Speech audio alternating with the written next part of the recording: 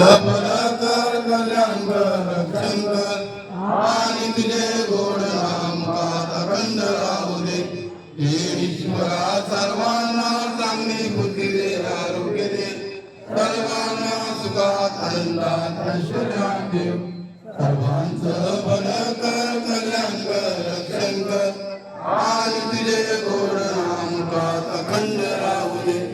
शंकर म्हणतो तथास्तु, शंकर म्हणतो तथास्तु, शंकर म्हणतो तथास्तु, तथास्तु, तथास्तु, तथास्तु, तथास्तु, तथास्तु, तथास्तु.